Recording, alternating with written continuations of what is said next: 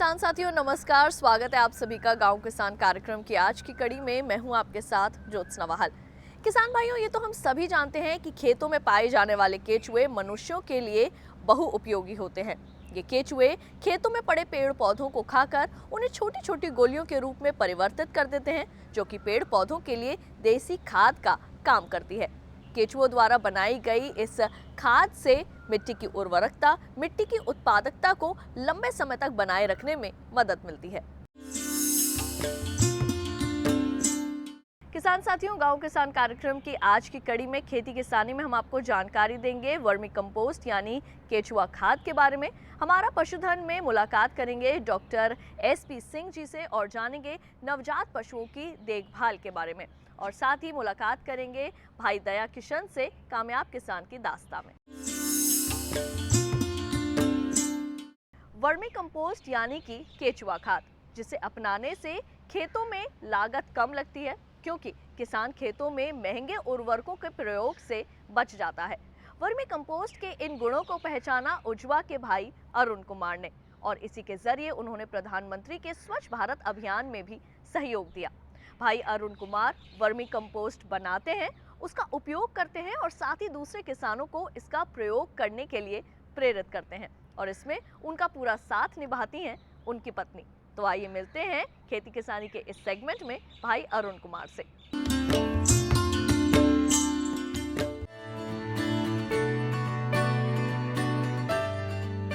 कृषि की लागत कम हो, किसानों की आय बढ़े, कृषि में उर्वरकों का संतुलित इस्तेमाल हो और स्वास्थ्य के लिए अधिक लाभदायक हो, तो भला इससे अच्छा क्या हो सकता है।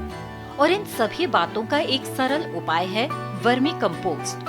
वर्मी कंपोस्ट एक ऐसी खाद है जो विशेष प्रजाति के केंचुओं द्वारा बनाई जाती है।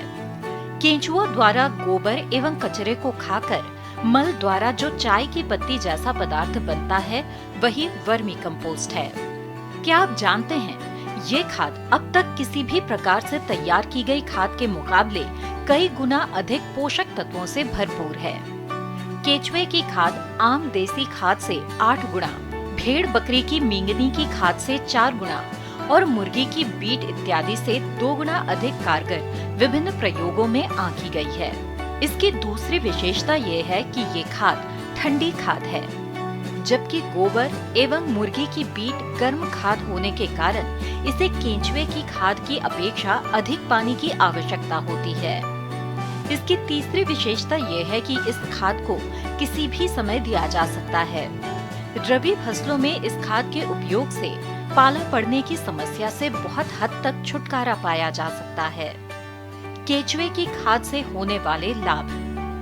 वर्मी कंपोस्ट मिट्टी में रोकने की क्षमता में अप्रत्याशित वृद्धि करती है और पौधों को सभी पोषक तत्व उपलब्ध कराती है। खाद्य फसलों में 30 से 50%, चारे वाली फसलों में 40% एवं फल व सब्जियों में 30 से 100% तक वृद्धि देखी गई है। फसलों एवं फल व सब्जियों की गुणवत्ता, रंग रूप, पौष्टिकता, स्वाद में तुलनात्मक रूप से आश्चर्यजनक वृद्धि होती है। फसलों में कम पानी सिंचाई की आवश्यकता, कम खर्च द्वारा अधिक लाभ प्राप्त करना, अधिक मात्रा में उत्पादन कर स्वरोजगार को बढ़ाना। वर्मी कंपोस्ट एक मुनाफे का सौदा है, ये साबित किया है एक युवा किसान ने। दिल्ली के निकट स्थित मलिकपुर गांव, इसी मलिकपुर गांव में युवा प्रगतिशील किसान हैं अरुण। अरुण की सफलता गाथा शुरू हुई लगभग 17 साल पहले, जब वर्ष 2001 में रोजगार के लिए इन्होंने ITI में दाखिला लिया। पर अरुण मलिक की मंजिल कहीं और थी, इसलिए इन्होंने पढ़ाई अधूरी छोड़ दी। इनके इस निर्णय से परिवार के सदस्य भी असमंजस में पड़ गए। कुछ नया करने की चाहत ने इन्हें कृषि विज्ञान केंद्र के कृषि वैज्ञानिकों के संपर्क में लाया, और इसके बाद इन्होंने ठान लिया कि ये खेती में ही कुछ करके दिखाएंगे, और वो भी कृषि वैज्ञानिकों की सलाह से। खेती को अपना मुख्य व्यवसाय और आमदनी का जरिया बनाने की ठानने के बाद सबसे पहले उन्होंने अपने खेत की मिट्टी की जांच करवाई। अरुण की 6 एकड़ भूमि की मिट्टी की जांच के बाद पता चला कि मिट्टी में जरूरी पोषक तत्वों की कमी है। यानी कि खेती के उपयुक्त नहीं है। युवा किसान के अरमान और सपने जैसे बिखर गए हों। अब करें तो क्या करें? लेकिन कहते हैं ना, दृढ़ इच्छा शक्ति और मजबूत इरादे हों तो मंजिल मिलना तय है। अरुण ने एक बार फिर नए सिरे से शुरुआत की और कृषि वैज्ञानिकों की सलाह से वर्मी कंपोस्ट तैयार करने की विधि के बारे में जाना और जुड़ गए वर्मी कंपोस्ट तैयार करने में। या ये कहें कि अपने खेत की कमी को ही इन्होंने अपनी ताकत बना लिया। अरुण कुमार की सूझबूझ और लक्ष्य के प्रति समर्पण इसी बात से समझा जा सकता है कि वर्मी कंपोस्ट बनाने के लिए जरूरी न तो गोबर इनके पास था और न ही पशु, फिर भी इन्होंने इसका रास्ता निकाल ही लिया। वर्मी कंपोस्ट तैयार करने में इनके परिवार और खासकर इनकी पत्नी ने इनका भरपूर साथ दिया। जब अपनों का साथ हो तो चुनौतियां आसान हो जाती है। आज अरुण न केवल अपने लिए वर्मी कंपोस्ट तैयार करते हैं, बल्कि औरों को भी इसे उपलब्ध करवाते हैं और इसे बनाने तथा अपनाने के लिए प्रोत्साहित करते हैं। यूरिया DAP डालते रहे, पैदावार कुछ भी नहीं हुई पहले साल में, 0 रिजल्ट। जितना आय लगाया उससे कुछ ना कुछ घाटे में ही रहा। फिर मैंने सुना यहाँ अपना कृषि विज्ञान केंद्र उजवा, डॉक्टर साहब अपने राकेश जी, उनसे मैंने मुलाकात की। उन्होंने मुझसे कहा कि आप ऑर्गेनिक खेती, जैविक खेती कीजिए, मिट्टी की जांच कराइए, पानी की जांच कराइए। और उसी टाइम पे पूसा उन्नति मेला लगा हुआ था, मैं वहाँ पे अपनी मिट्टी का सैंपल दे के आया। उसमें एक रिजल्ट आया, जो ऑर्गेनिक मैन्योर है, सूक्ष्म पोषक तत्व, वो मेरा बिल्कुल 1% से नीचे ही था, जो मानक होते हैं उससे नीचे ही था। उन्होंने लिख दिया कि ये मिट्टी खेती के लायक है नहीं। मैं परेशान हो गया, दिमाग ख़राब, अब क्या करूं। फिर मैं दोबारा कृषि विज्ञान केंद्र उजवा गया। उन्होंने कहा कि भाई आप केचुआ खाद है वो डालो, हमारे पास यूनिट है, आप यहाँ से परचेज कर लो। मैंने ख़रीद लिया, 1 एकड़ में डाला, 8-9 क्विंटल मैं लेके आया था, 1 एकड़ में डाला। उसका रिजल्ट मुझे बहुत अच्छा मिला।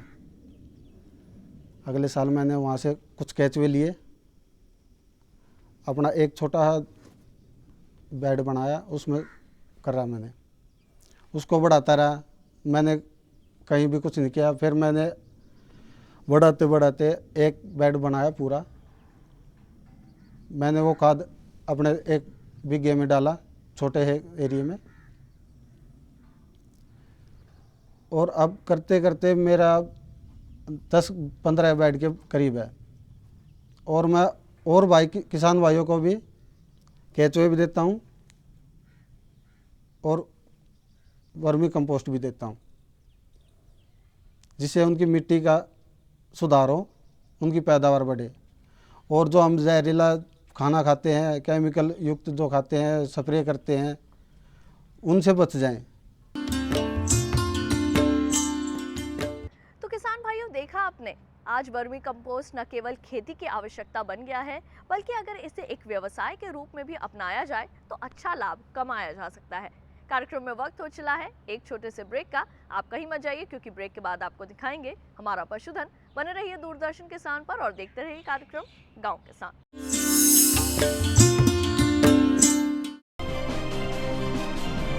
बीमारियों से कैसे बचेगी फसल, मवेशियों की मुश्किलों का क्या है हल,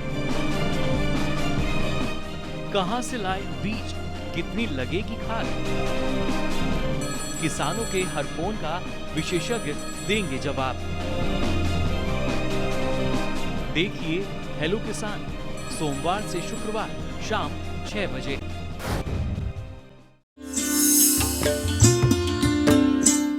ब्रेक के बाद एक बार फिर आप सभी का स्वागत है कार्यक्रम गांव किसान में। तो आइए कार्यक्रम में बढ़ते हैं आगे हमारे अगले सेगमेंट हमारा पशुधन की ओर। किसान साथियों, पशु शुरू से ही मनुष्य का साथी रहा है। उसने मनुष्य का साथ कभी नहीं छोड़ा और ये साथ हमेशा ऐसे ही बना रहे, इसके लिए जरूरी है पशु विशेषज्ञ की सलाह लेना। किसान साथियों, पशुपालन में मुख्यतः हमारा उद्देश्य दुधारू पशुओं की ओर ही जाता है, जिसके लिए हम हमेशा उनसे मादा की ही उम्मीद करते हैं। लेकिन अगर हमें नर बछड़ा मिल जाता है तो हम उस पर ज्यादा ध्यान नहीं देते, जिसकी वजह से उस नवजात की मृत्यु भी हो जाती है। इसलिए ये जरूरी है कि मादा बछड़े के साथ साथ हमें नर बछड़े पर भी ध्यान देना है। इसी के संबंध में हमारा पशुधन में हमें ज्यादा जानकारी दी डॉक्टर SP सिंह ने।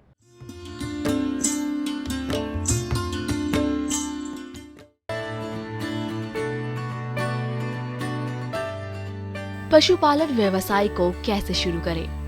सबसे पहले ये तय हो कि आपका उद्देश्य क्या है। आप दूसरे अच्छे फार्मों पर जा सकते हैं और वहां अच्छे पशुपालन में शिक्षित लोगों से भी बातचीत कर सकते हैं। ध्यान रहे, आप सिर्फ दूसरों के तजुर्बे पर ही निर्भर ना रहें। पशुपालन से संबंधित हर बात को अच्छी तरह से समझें। यदि आप अपना फार्म शुरू करना चाहते हैं तो बने बनाए फार्म पर कम से कम 6 महीने काम करके देखें। पशुपालन में सबसे जरूरी है आप अपने क्षेत्र के लिए उपयुक्त नस्ल का चुनाव करें। पशुओं की मंडी में जाकर पशुओं के क्रय विक्रय के बारे में भी जानकारी अवश्य ले लें और बाजार में मांग के अनुसार ही पशुपालन करें। दुग्ध उत्पादन की आज जिस तेज़ी से मांग हमारे देश में बढ़ रही है और हर क्षेत्रों में दुग्ध उत्पादन की मांग तेज़ी से पैदा हो रही है और इसकी हर जगह बाजार भी उपलब्ध है।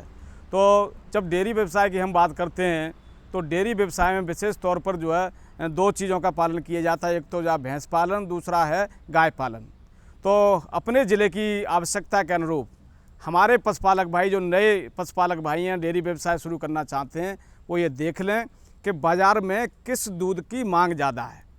यदि गाय के दूध की मांग ज़्यादा है तो गाय पालन करें, भैंस के दूध की मांग ज़्यादा तो भैंस पालन करें, और दोनों की दूध की मांग ज़्यादा है तो दोनों का भी पालन कर सकते हैं। ये आपको देखना होगा कि बाज़ार में क्या मांग है, उसके आधार पर ही हम अपना दूध उत्पादन पैदा करेंगे, पहली चीज़। दूसरी चीज़, हम जब डेयरी व्यवसाय की हम बात करते हैं तो डेयरी व्यवसाय में सबसे पहले हमारा चीज़ आती है कि हमारी पशु की नस्ल। यदि हम देसी नस्ल की भैंस पालन करेंगे या देसी नस्ल का गाय पालन करेंगे, उनसे बहुत अच्छा दूध उत्पादन हम प्राप्त नहीं कर सकते। यदि हम अच्छी नस्ल का पशु पालेंगे तो निश्चित रूप से जो हमारी देसी नस्ल है 3 से 3.5 लीटर या 4 लीटर दूध दे रही है। यदि हम मुर्रा भैंस लाएंगे तो वो 10 से 12 लीटर दूध देगी। गाय में यदि हम साहिवाल, रेड सिंधी या गिर गाय का पालन करेंगे तो वो भी हमारी 12 से 14 लीटर तक दूध उत्पादन करेगी। तो ये हमें ध्यान रखना है। इसके लिए हम अच्छी नस्ल का पशु पालन करना होगा। अच्छी नस्ल का पशु हम जो है जहाँ भी हमें मिलता है वहाँ से खरीद सकते हैं। साथ ही साथ ऐसे पशुपालक भाई पे यदि पैसा ज़्यादा नहीं है, शुरुआती अवस्था है, बहुत ज़्यादा पैसा हम डेयरी व्यवसाय में एकदम नहीं लगा सकते पशु खरीदने के नाम पर, क्योंकि आज बाज़ार में गाय या भैंस खरीदने हम जाते हैं तो अच्छी गाय या भैंस 80, 70 या 1 लाख से रुपये से कम की नहीं आ रही है। तो ऐसी स्थिति में हमारे पशुपालक भाइयों पर जो भी दोगली टाइप की या देसी टाइप की गाय भैंस हैं, इनको नस्ल सुधार के माध्यम से उनका नस्ल सुधार करके उसको भी अच्छी नस्ल की गाय और भैंस में तब्दील कर सकते हैं। उन्हें भी मुर्रा या साहिवाल में बदल सकते हैं। इसके लिए कृत्रिम गर्भाधान एक साधन होता है। जो भी आपके पास दुधारू पशु है, जिस भी नस्ल का दुधारू पशु है, उसको कृत्रिम गर्भाधान के माध्यम से या उन्नत नस्ल के मुर्रा सांड से या उन्नत नस्ल के आप साहिवाल सांड से उनका गर्भाधान जब हम कराएंगे तो 2-3 पीढ़ियों में जाके हमारी उन पशुओं का नस्ल सुधार बिना कोई खर्चे के हो जाता है। ये बहुत बढ़िया साधन है। इसके माध्यम से हमारे पशुपालक भाई जो देसी नस्ल की पाल रहे हैं उनका नस्ल सुधार कर सकते हैं। दूसरी चीज़ आती है, जब हम पशु पालते हैं तो पशु के पालन के साथ ही साथ उनकी आवास व्यवस्था कैसी होनी चाहिए। ये तो पशुओं के लिए आवास व्यवस्था बढ़िया नहीं है, क्योंकि ये हमारे दुधारू पशु बहुत जल्दी तनाव में आते हैं। तनाव में आने की वजह से इनका दूध उत्पादन प्रभावित होता है। और यदि आवास व्यवस्था बढ़िया होगी, क्योंकि देखने में जब आता है तो हमारे ग्रामीण क्षेत्रों में हमारे पशुपालक भाई जो पशु पाल रहे हैं तो बहुत कम जगह में, बहुत गंदी जगह में कई पशुओं को बांध देते हैं। ऐसे में उनसे अच्छा दूध उत्पादन की उम्मीद हम नहीं कर सकते हैं। इसलिए एक आदर्श जो पशुशाला है उसमें एक डेयरी पशु के लिए, चाहे गाय है या भैंस है, 12 × 12 × 12 यानी 12 फुट लंबा, 12 फुट चौड़ा और 12 फुट ऊंचा स्थान उसके लिए पर्याप्त होता है। जितने आपके पास पशु हैं उसी आधार पर आप बाड़ा बना सकते हैं। बाड़ा कबड़ बाड़े में जितनी जगह, उससे दुगनी जगह आप ओपन बाड़े में रखनी चाहिए, क्योंकि पशुओं को उसमें बैठने उठने के लिए, व्यायाम करने के लिए भी पर्याप्त जगह हो है। पशुशाला साफ सुथरी और स्वच्छ रखें। पशुशाला गंदी रहेगी तो कई सारे ऐसे संक्रामक रोग, जैसे हम थनैला की बात करते हैं, तो गंदी पशुशाला में बैक्टीरिया थनैला का रहता है और वो दूध थन के माध्यम से पशु में चला जाता है और पशु, हमारी दुधारू पशु बेकार हो जाता है। तो पशुशाला की नियमित साफ सफाई करें, दिन में उसको 2 बार कम से कम धोएं, पशुओं की सफाई करें, पशुओं को नहलाएं, नादों की सफाई करें। और सफाई करने के साथ साथ एक चीज़ और ध्यान रखें, सप्ताह में कम से कम 1 दिन जो हमारी पशुशाला है उस पशुशाला में फिनाइल का घोल जरूर छिड़कें। फिनाइल नहीं है तो चूने का छिड़काव कर सकते हैं सफाई के बाद। इससे क्या है, पशुशाला हमारी कीटाणु मुक्त हो जाती है कीटाणुनाशक डालने की वजह से, तो उसमें कीटाणु पनप नहीं पाते हैं। नादों की सफाई हो गई, गंदा चारा दाना उसमें नहीं रहेगा तो पशुओं को चारा अच्छा मिलेगा। पशु आहार में 70% तक खर्च आता है, इसलिए अपने पास के चारे के बाजार के बारे में जाकर इस बारे में पता कर लें कि क्या परेशानियां इसमें हैं। पशु रोग मुक्त रहे, भरपूर उत्पादन प्राप्त हो, इसके लिए साफ सफाई का विशेष ध्यान रखें।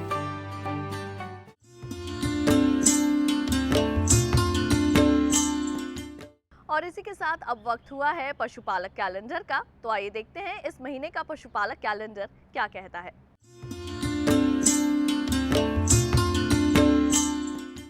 पशुपालक कैलेंडर, जून में ध्यान देने वाली बातें। जून माह में अधिकतम तापक्रम बढ़ने से पशुओं में तापघात, जल व लवण की कमी, भूख कम होना एवं कम उत्पादन जैसे लक्षण देखने को मिलते हैं। पिछले माह के अनुसार पशुओं को अत्यधिक तापक्रम, धूप व लू से बचाने के उपाय करें। गर्मी से बचाव हेतु पशुओं को वृक्षों की छाया में रखें। गलघोटू एवं लगड़ा बुखार बीमारी से बचाव के टीके अवश्य लगवाएं। चारागाह में चरने वाले पशुओं की सुबह, शाम या रात्रि में चराई करें तथा भरपूर पानी भी पिलाएं। पाइका ग्रस्त पशुओं को पेट के कीड़े मारने की दवा देकर लवण मिश्रित आहार प्रदान करें ताकि पाइका रोग के लक्षणों से छुटकारा प्राप्त हो। पशुओं को हरा चारा नहीं मिल रहा हो तो विटामिन ए के इंजेक्शन लगवाएं। पशुओं को विटामिन एवं लवण मिश्रित आहार दें। गर्मी के मौसम में पैदा की गई ज्वार में जहरीले पदार्थ हो सकते हैं जो पशुओं के लिए हानिकारक है। अप्रैल में बिजाई की गई ज्वार खिलाने से पहले 2 से 3 बार पानी अवश्य पिलाएं। घास की रुपाई हेतु खेत की तैयारी करें। मुंह पका, खुरपका रोग, गलघोटू, ठप्पा रोग, फड़किया आदि के टीके लगवा लें। भेड़ के शरीर को ऊन कतरने के 21 दिन बाद बाह्य परजीवियों से बचाने के लिए कीटाणुनाशक घोल से भिगोएं।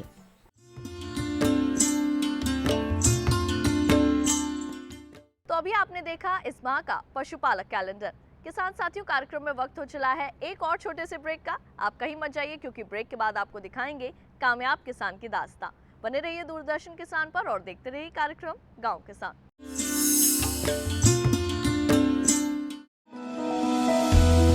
जानकारी जो किसानों के लिए हो लाभकारी, समस्याओं पर पड़ेगा समाधान भारी, कृषि की हर बात का ख्याल, कब कैसे की जाए बेहतर देखभाल, जानिए विशेषज्ञों के साथ, देखिए खेत खलिहान, सोमवार से शुक्रवार सुबह 7 बजे डीडी किसान पर।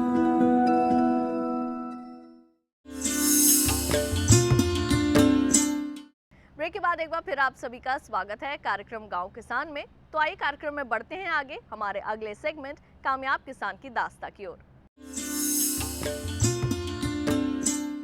किसान साथियों, कामयाब किसान की दास्तां में आज हम आपको मिलवाएंगे भाई दया किशन से, एक ऐसे पशुपालक जिन्होंने सूचना प्रौद्योगिकी जैसे क्षेत्र को छोड़कर पशुपालन अपनाया और पशुपालन का एक क्षेत्र अपनाने में उनका स्रोत बना दूरदर्शन किसान। तो आइए जानते हैं वो कारण जिन्होंने इन्हें इस क्षेत्र की ओर आकर्षित किया।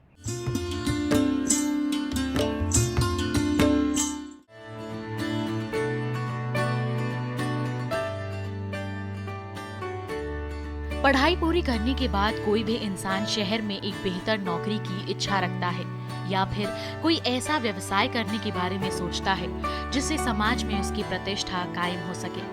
ऐसे बहुत कम लोग हैं जिन्होंने शिक्षा के बाद खेती में हाथ आजमाया हो, लेकिन अब धीरे धीरे ही सही लोगों की सोच बदलने लगी है। आइए मिलते हैं उच्च शिक्षा प्राप्त कुछ पशुपालकों से। घटती जोत और कम आमदनी के कारण गांव के लोगों का खेती से मोह भंग हो रहा है। खास तौर से नौजवान पीढ़ी तेजी से शहरों की ओर पलायन कर रही है। किसान अपने बच्चों के हाथों में फावड़ा और खुरपी की जगह कलम थमा रहे हैं। बच्चे भी पढ़ लिख कर मल्टीनेशनल कंपनियों में रोजगार पाने वालों की कतार में खड़े हैं। अगर ऐसा ही चलता रहा तो जल्द ही कृषि प्रधान देश के रूप में हम अपनी पहचान बनाए रखने के लिए संघर्ष करते दिखाई देंगे। फिर भी कृषि को लेकर मायूसी की दरारों से उम्मीद की कुछ किरणें झांकने लगी हैं। अब देश में ऐसे नौजवान उठ खड़े हो रहे हैं जो अपनी जड़ों की ओर लौटना चाहते हैं। नौजवानों का ये तबका उस परिपाटी को बदलने का संकल्प ले रहा है जिसमें समझा जाता है कि खेती बाड़ी या पशुपालन शिक्षित लोगों का काम नहीं है। मिलिए कंप्यूटर साइंस में स्नातक और MBA डिग्रीधारी दया किशन से। दिल्ली के छावला गांव में रहने वाले दया किशन के मस्तिष्क पर पशुपालन का ऐसा शौक चढ़ा कि IT सेक्टर की बढ़िया नौकरी छोड़कर गांव लौट आए। मन में एक एहसास था गांव की युवाओं और महिलाओं को आर्थिक रूप से सबल बनाने का। 6 साल पहले जब इन्होंने पशुपालन की ठानी तो घर में सिर्फ एक भैंस थी। दया किशन MBA कर चुके थे। किताबों ने उन्हें हर काम योजनाबद्ध तरीके से और पूरी तैयारी के साथ करना सिखाया था। यही बात उन्होंने पशुपालन में भी लागू कर दी और देखते ही देखते सामूहिक पशुपालन का एक मॉडल तैयार हो गया। हमारे देश में खेती के साथ साथ पशुपालन सदियों से होता आ रहा है। इन दोनों को एक दूसरे से अलग करना लगभग नामुमकिन है। हर नई पीढ़ी के साथ देश में जोत की जमीन कम होती जा रही है। ऐसे में पशुपालन एक बेहतर विकल्प बन रहा है। दूसरी ओर हमारे देश में डेयरी एक फलता फूलता व्यवसाय है। इसमें प्रगति के अवसर बढ़े हैं। उच्च शिक्षा प्राप्त युवाओं के इस ओर आकर्षण की ये भी एक वजह हो सकती है। जब इस डेयरी का दूध द्वारका में वितरण हो रहा था, हम डिस्ट्रीब्यूशन कर रहे थे, तो वहाँ के हमारे जो कस्टमर्स हैं वो हमसे पूछते थे कि आप घर पे लस्सी भी बनाते हैं। तो हमने उनको लस्सी भी देना शुरू किया। धीरे धीरे उन्होंने दही की डिमांड की। धीरे उन्होंने फिर पनीर के लिए हमें बोला, तो हमने पनीर भी उनको बना के दिया। तो यहाँ से मुझे फिर से एक विचार आया कि क्यों ना हम दूध के उत्पाद बना के, शुद्ध और गुणवत्तापूर्वक उत्पाद बना के अपने ग्राहकों को बाज़ार तक पहुँचाएँ। फिर मैं KVK गया सेम क्वेश्चन के साथ। उन्होंने मुझे फिर से NDRI करनाल भेज दिया और वहाँ पे मुझे मिल्क प्रोडक्ट बनाने की टेक्निक्स की ट्रेनिंग दी गई। वहाँ मुझे मिल्क टेस्टिंग की ट्रेनिंग दी गई। वहाँ से आने के बाद हमने इस डेयरी ने और जो हमारा ग्रुप है उन्होंने धीरे धीरे उत्पाद बनाना शुरू किया, जिसमें दही, मीठी लस्सी, छाछ, पनीर और बर्फ़ी था। लेकिन वो इतने छोटे स्माल पे हो रहा था कि एज ए पायलट प्रोजेक्ट के लेवल पे वो हो रहा था। लेकिन मुझे वहाँ से एक बात जो पकड़ में आई कि वहाँ पे मार्केट एक्सेप्टेबिलिटी बहुत ही अच्छी थी वो प्रोडक्ट्स की, और जो प्रोडक्ट्स है वो एक अच्छी गुणवत्ता होने के कारण मार्केट में बहुत ज़्यादा डिमांड में आ रहे थे। तो फिर से मैं एक क्वेश्चन लेके जो है निकला। मैंने गवर्नमेंट ऑफिशियल से कांटेक्ट किया। वहाँ पे उन्होंने मेरी बहुत ज़्यादा मदद की और उन्होंने मुझे एक स्कीम के बारे में बताया जो कि प्रधानमंत्री स्वयं रोजगार योजना, prime minister employment generation programme के बारे में मुझे बताया। और उस स्कीम के अंडर में, जो कि मोदी जी ने अभी बहुत ज़्यादा अच्छी स्कीम चलाई हुई है, उस स्कीम के अंडर में मुझे 20 लाख का लोन दिया गया और एक मिल्क प्रोसेसिंग यूनिट एस्टेब्लिश करने के पथ पर अग्रसित हुआ। तो गवर्नमेंट ऑफिशियल्स ने और सब ने मेरा बहुत सहयोग करते हुए मुझे वो पूरी की पूरी यूनिट एस्टेब्लिश करने में बहुत ज़्यादा मदद की, जिसमें से जो आप मशीन पीछे देख रहे हैं वो मशीन उसी का पार्ट है, मिल्क प्रोसेसिंग का, जिनमें कि हम और यहाँ की ग्रामीण महिलाएं दुग्ध के उत्पाद बनाती हैं, जैसे पनीर, बर्फ़ी, दही और लस्सी। आज के इस कार्यक्रम में आपने वर्मी कंपोस्ट के संबंध में जानकारी ली और साथ ही पशुपालन के बारे में भी आपने जानकारी हासिल की, और आज हमने आपको मिलवाया कामयाब किसान से। तो किसान साथियों, आज के कार्यक्रम गांव किसान के इस अंक में केवल इतना ही, लेकिन अगले अंक में फिर होगी आपसे मुलाकात कुछ और ज्ञानवर्धक जानकारियों के साथ। तब तक के लिए मुझे दीजिए इजाजत और आप बने रहिए दूरदर्शन किसान पर। नमस्कार।